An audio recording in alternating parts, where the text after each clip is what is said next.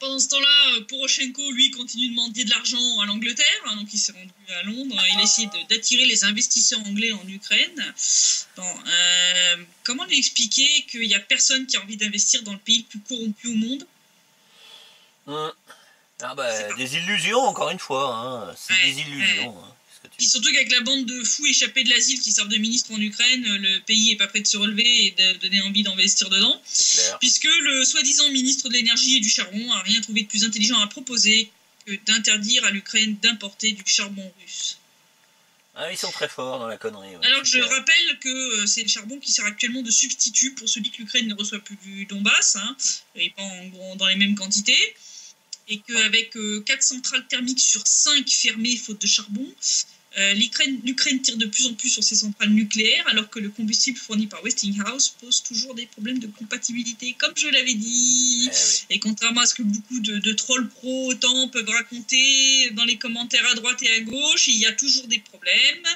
La preuve, le 18 avril à 19h52, l'un des 6 réacteurs de la centrale nucléaire de Zaporozhye s'est brutalement déconnecté du réseau électrique.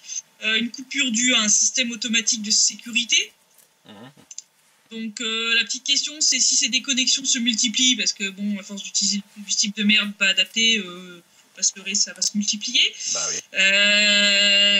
Les coupures tournantes de courant en Ukraine vont devenir inévitables. Bah oui.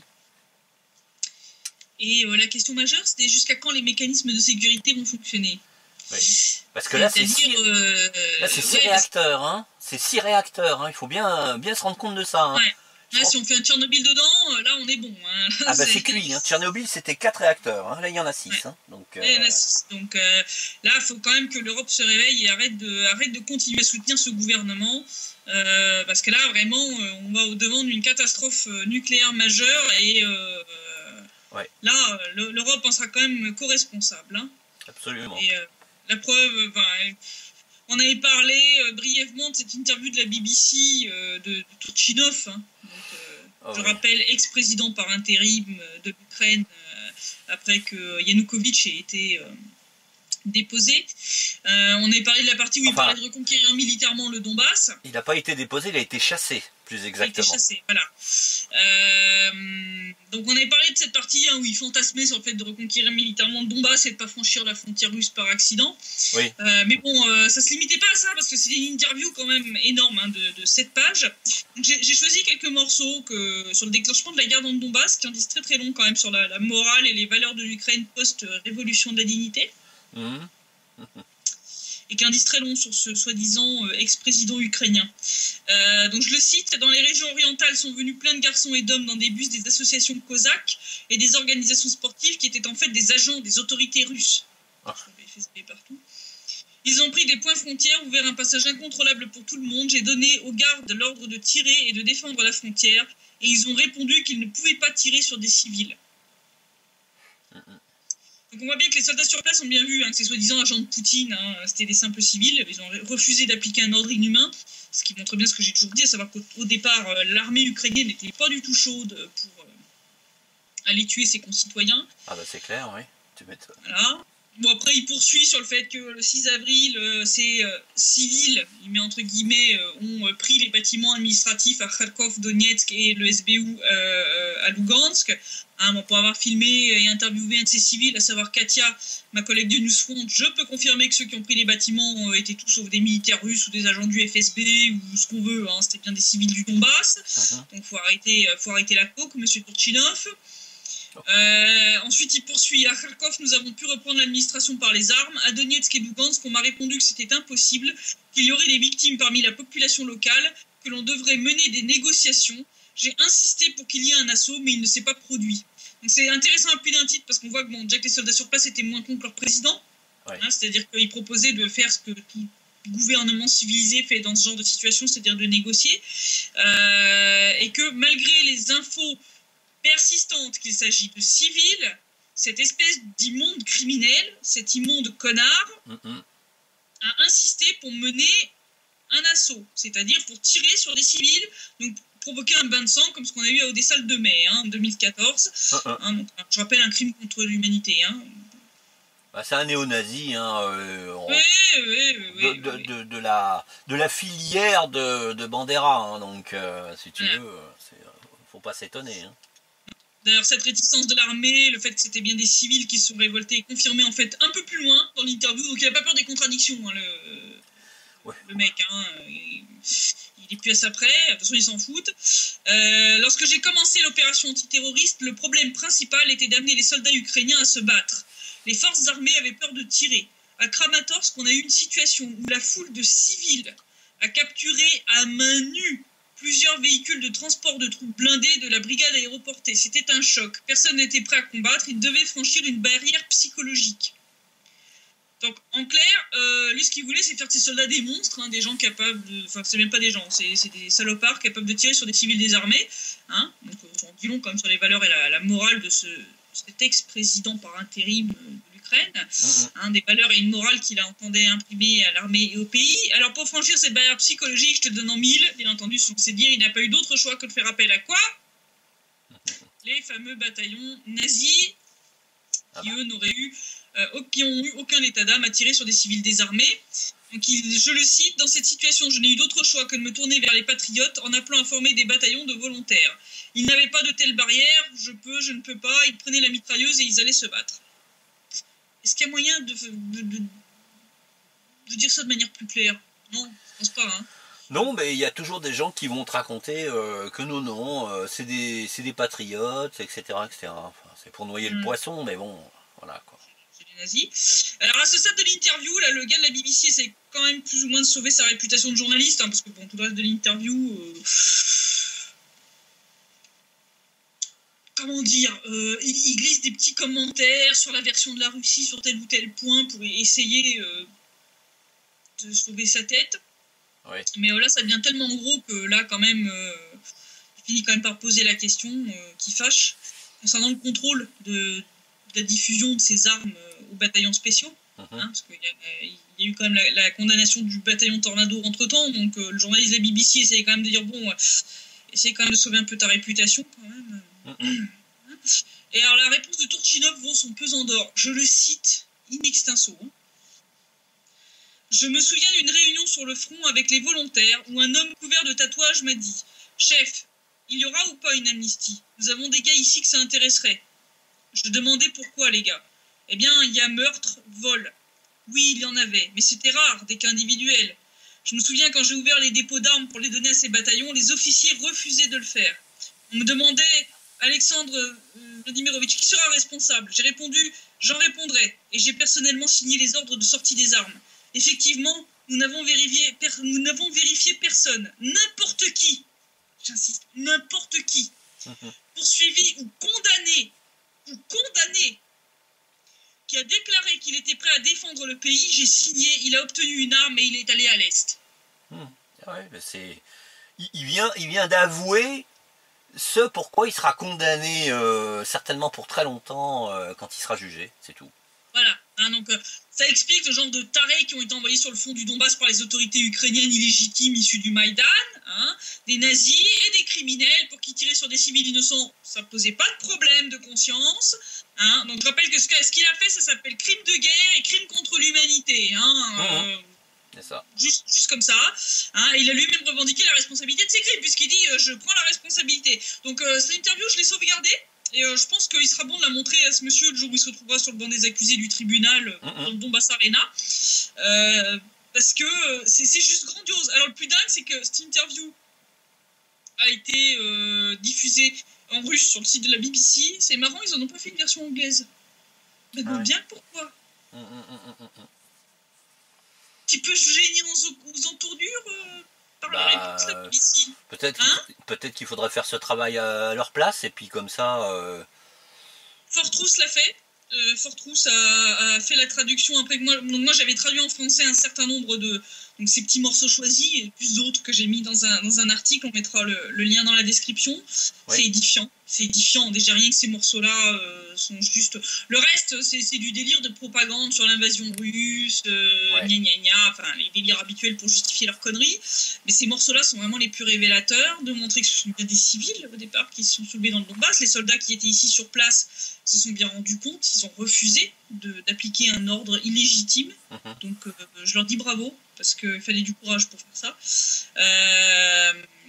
On voit clairement qu'il y a eu aussi des officiers qui se sont dressés contre le fait de donner des armes à des criminels, y compris des gens condamnés pour meurtre. Et après, on s'étonne de ce qui s'est passé avec le bataillon Tornado, mais ça n'a rien d'étonnant. Ils ont relâché les meurtriers, les violeurs, les voleurs, enfin, tous les criminels de l'Ukraine en échange du fait de soi-disant aller défendre la patrie. Mais ils ont défendu que dalle. Ils sont allés assassiner des civils innocents. Ils sont allés commettre des crimes de guerre. Donc rajouter des crimes à leur casier judiciaire déjà bien chargé. Et ce mec-là te le dit ouvertement dans une interview à la BBC. À la BBC. Et à aucun moment la BBC se dit ouais non mais là quand même ça va loin quoi. Tu vois, enfin je sais pas, la décence aurait voulu qu'ils publient même pas le machin. Bah là ils l'ont fait. Maintenant, il y a un élément à charge monstrueux contre lui. Ça c'est clair. Celle-là, elle va être ressortie en temps et en heure. Hein. Ça, je le promets. Et pendant ce temps-là à Kiev, ou plutôt pendant ce temps-là à Londres, il est très court. Donc entre deux séances de mendicité, Poroshenko, le soi-disant président ukrainien, a quand même essayé de sauver la face du pays, parce que bon, c'est quand même pas très digne d'aller mendier du fric, en prétendant que l'armée ukrainienne, pour laquelle l'Ukraine dépense quand même 5% de son PIB, c'est énorme quand même. Alors je cite, prière de ne pas vous effondrer de rire, asseyez-vous bien, parce que franchement c'est... Donc Poroshenko a sorti que l'armée ukrainienne, c'est la seule armée qui non seulement fait face à l'agression russe, mais est aussi capable de la contenir de manière efficace. Vous pouvez ainsi vous sentir en sécurité, elle maintient l'agression loin de vos maisons. Sérieux, arriver à le dire sans mourir de rire sur place, non sérieux, j'ai du mal. Alors, quand je vois déjà comment l'armée ukrainienne n'arrive déjà pas à tenir face à une milice populaire constituée d'ouvriers et d'anciens mineurs, comment dire ? Oui, ça me paraît évident que si c'était l'armée russe professionnelle, ce serait une débâcle, peut-être probablement même la pire débâcle de toute l'histoire militaire. Je pense que l'armée géorgienne fera figure d'armée héroïque ayant retenu l'agresseur russe pendant super longtemps en comparaison de l'armée ukrainienne. Je rappelle que l'armée géorgienne a tenu quelques jours, ils n'ont même pas tenu une semaine. Oui, c'est 48 heures je crois, l'armée géorgienne. 3 jours. 3 jours, oui. 3 jours et puis 2 après pour juste reconsolider les frontières, parce que l'armée russe avait dépassé très légèrement les frontières d'Ossétie du Sud. Donc après, ils ont juste fini d'éliminer un peu 2-3 trucs avant de revenir sur les frontières qui avaient été définies par le mandat de l'ONU et sécuriser cette frontière-là. Et en 3 jours, l'armée géorgienne était anéantie. Bah voilà. 3 jours. Alors l'armée ukrainienne, dans l'état dans lequel elle est, on a envie de rigoler 5 minutes là. Hein, l'autre guignol qui nous parlait oui, il faudrait qu'on fasse attention de ne pas franchir la frontière, sous-entendu russe. Ouais, fais surtout attention de ne pas franchir la frontière polonaise ou hongroise.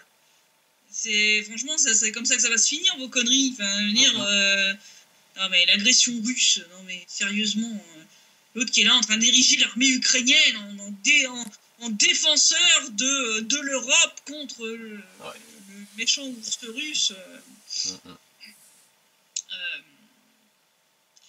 Il y en a qui ont de la chance qu'il y ait les accords de Minsk quand même, parce que sinon... C'est-à-dire que, étant donné que les accords de Minsk sont constamment piétinés par la partie ukrainienne, à un moment donné, les républiques vont se dire, bon, on a signé, on essaye de respecter, mais il suffit d'une provocation qui dépasse largement ce qui a déjà été produit. Il suffit d'un dérapage incontrôlé, n'importe quoi. Enfin, une guerre, ça part très très vite. Hein, absolument. Il y a pas mal de personnes récemment qui n'arrivent pas à comprendre que, oui, effectivement, il y a un intérêt de Kiev à maintenir une espèce de guerre gelée, de guerre larvée. C'est aussi dans l'intérêt de l'OTAN, etc. Mais les comportements des masses humaines, donc je parle vraiment de masse de personnes, ne suivent pas des fonctionnements logiques et rationnels. Donc tu peux avoir des événements qui ont l'air de rien bouger, et puis d'un seul coup tu vas avoir un tout petit truc, une toute petite étincelle qui va foutre un bordel inimaginable. Avant la Première Guerre mondiale, tu voyais des montées de tension, mais tout le monde se disait non, mais quand même, et tout. Et il a suffi d'un assassinat à Sarajevo pour déclencher la Première Guerre mondiale. C'était ce qu'on appelle le jeu des alliances. C'est-à-dire que c'était des alliances secrètes, hein.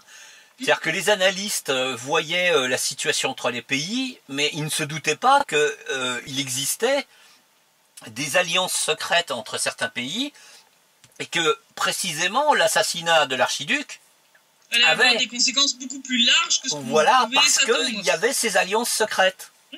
Et il y a toujours des alliances secrètes en ce moment, c'est-à-dire qu'aujourd'hui il y a des alliances secrètes également, et l'étincelle qu'on croira être finalement une étincelle de plus, sans conséquence, va malheureusement précisément déclencher la guerre, parce que elle est en lien direct avec ces alliances. Ou simplement un dérapage incontrôlé, hein. Il suffit de se souvenir que on a frôlé à l'époque de l'URSS la catastrophe nucléaire à cause d'un système de détection qui avait foiré, côté soviétique, qui avait détecté ce qui semblait être une attaque nucléaire, et qui était juste un faux positif. Et on l'a échappé très très peu, parce que le soldat qui surveillait ce système-là a dit mais c'est bizarre, je vois qu'un seul truc, ça me semble étrange, et il avait quelques secondes pour décider est-ce qu'on lance la contre-attaque nucléaire ou pas. Et il s'est dit non, ça doit être un faux, ça doit être une erreur du système, parce que il a estimé que s'il y avait attaque nucléaire, il n'y aurait pas qu'une seule ogive. Oui, c'est clair, ça serait intelligent. Mais si le mec avait été un débile pur et dur et qu'il avait appuyé sur le bouton, on ne serait plus là pour en parler, quoi. Alors ça, justement, malheureusement, je suis pas sûr qu'on aurait eu la même chose, la même conscience, et je dirais la même réflexion du côté américain, hein. Je veux dire, en Union soviétique, l'éducation était quand même assez importante, hein. Les citoyens de base avaient une très très bonne éducation. Et quand on voit l'éducation des militaires américains, c'est rien de le dire, hein. C'est rien de le dire, hein. Donc c'est pour dire à quel point un dérapage très très grave et un conflit majeur, ou même une conflagration nucléaire, ça peut partir très vite pour quelque chose qui peut sembler minime. Faut bien se rendre compte. Oui, bien sûr, les autorités actuelles l'intérêt de Poroshenko actuellement, c'est pas de lancer une offensive maintenant. Je pense qu'il le fera quand vraiment il sera totalement acculé. Mais comme il contrôle pas les radicaux, on l'a bien vu avec le blocus total du Donbass, qui contrôle plus rien. Il y a toujours le risque qu'à un moment, il y ait un de ces débiles qui fasse un truc qu'il faut pas. Et qu'il y ait une bande de ces tarés sous Captagon qui déclenche une offensive. Et là, pour le coup, les gars de la RPD ou de la RPL qui décident de dire Davaï, contre-offensive, et puis, et puis roule ma poule. Et puis là, ils auront l'air bien malins, quoi. Hein. Donc, peut-être que c'est la CIA le donneur d'ordre des néo-nazis, comme Poroshenko n'a pas été assez loin. Il est pas assez radical. Ça peut être la CIA, ça peut être effectivement les néoconservateurs, les McCain, McCain, Lindsay, toutes ces justement, cette offensive, elle peut très bien être coordonnée avec ce qui se passe en Corée du Nord, hein, parce que là, avec Corée du Nord, ou avec des nouveaux dérapages en Syrie. C'est ça. De toute façon, voilà, donc c'est vrai que là, il y a une légère baisse d'intensité, mais enfin bon, on voit bien que le nouveau cessez-le-feu n'est pas plus respecté que le précédent, et qu'à l'allure où ça continue, on va finir par signer un nouveau cessez-le-feu toutes les semaines, voire tous les 3 jours. On voit qu'à Minsk, il n'y a plus rien qui avance. C'est vraiment catastrophique. Il y a vraiment... là, on voit qu'il s'assoit ouvertement dessus. Donc, et là, on voit que la situation en Ukraine devient catastrophique. Je veux dire, la ville de Mariupol, c'est pas un bled, c'est pas Avdiivka. C'est une ville portuaire majeure d'Ukraine. Il se retrouve pendant 6 mois sans eau chaude. Qu'est-ce que c'est que ces conneries? C'est comme si en France, on privait, je sais pas, tous les gens de Marseille d'électricité pendant 6 mois, quoi. C'est ça. Je veux dire, enfin, ce serait tout aussi choquant. Donc on voit bien qu'il y a quand même une dégradation majeure de la situation économique, sociale. Là, j'ai vu passer une histoire sordide, je ne l'ai pas mis dedans parce que le site rep était déjà très très long, mais d'un ancien soldat de l'OAT qui a violé pendant toute une nuit une femme en Ukraine, parce que bon, ils prennent de tellement bonnes habitudes quand ils sont dans la zone de l'OAT. Pourquoi s'arrêter en si bon chemin quand on est démobilisé, donc il a été invité par cette dame qui le trouvait charmant. Après ça, le trouvait beaucoup moins charmant. Il n'a pas hésité à la violer devant ses gosses. D'accord ? C'est pour donner quand même une petite idée du niveau d'effondrement moral du pays quand même. Quand tes anciens soldats font ça au retour du front, ça veut dire quand même que c'est le genre d'atrocité qu'ils avaient pris l'habitude de faire côté du Donbass occupé par l'armée ukrainienne. C'est pour ça que je dis que le jour où on va libérer toute cette partie-là, je raconte pas les horreurs qu'on va découvrir. Je pense que ça va être... Mais il y a déjà eu des horreurs, je crois un charnier de 400 corps ou un truc comme ça. Il y a quelques mois. Il y a déjà des charniers, et moi j'en avais entendu parler, je dis près de Mariupol, il semble qu'il y en a un certain nombre, et je pense que le jour où Mariupol sera libéré, ça va être la galerie des horreurs. Je pense sincèrement que ça va être la galerie des horreurs. Donc là, on voit l'effondrement social, économique, moral du pays. Il y a tout qui se casse la gueule. Ça devient la Somalie, un mélange entre la Somalie et l'État islamique au niveau des immondices, des crimes des soldats ukrainiens. Tout ça sous la houlette, parce qu'il faut le rappeler, c'est-à-dire que c'est pas, ça se passe pas. Déjà, ça se passe à 3000 km d'ici, enfin de France. Mais, sur le même continent, je rappelle. Oui, quand même. Mais c'est surtout que ça se passe avec la caution à l'extrême minima passive de la France, de l'Allemagne, et sous la direction des États-Unis. C'est-à-dire des gens qui te donnent des leçons de morale sur la Syrie, et qui se taisent sur ce qui se passe au Yémen, parce que c'est l'Arabie Saoudite qui bombarde. Oui, mais quand c'est l'Arabie Saoudite, les bombes, elles balancent des fleurs et des bonbons au miel. Voilà. C'est des pastilles pour la gorge. Donc, non, mais c'est de toute façon... ces gens-là aussi. L'Ukraine s'effondre avec l'assentiment... Voilà, et les compliments des USA, de l'Union européenne, de la France et de l'Allemagne qui ferment les yeux sur tous les crimes qui sont commis. Il va falloir les juger aussi, eux. Oui, il faudra les juger aussi, ça c'est clair. Et l'armée ukrainienne. Donc de toute façon, il y a un moment où l'exaspération déjà des populations qui sont dans la zone occupée du Donbass va atteindre un seuil tel que ça va se transformer en insurrection.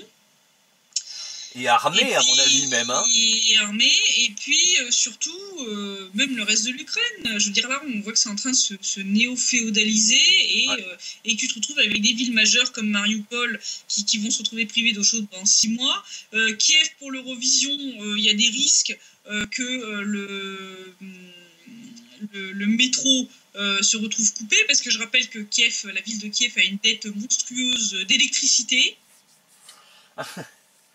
Bah oui, forcément. Mariupol sans eau chaude, Kiev sans électricité, enfin tout va bien. Tout va bien. C'est la merveille, de l'apport de l'extrême démocratie européenne en Ukraine. C'est ça que ça veut dire. Vive la révolution de la dignité. Et après, on s'étonne que les Européens eux-mêmes rejettent... Rejettent l'Union européenne, mais bien sûr. Je veux dire, quand tu vois ça... Et l'euro, c'est un petit peu logique, quoi.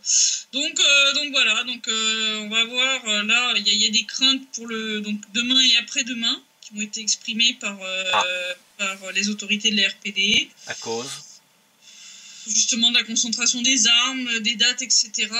Oui.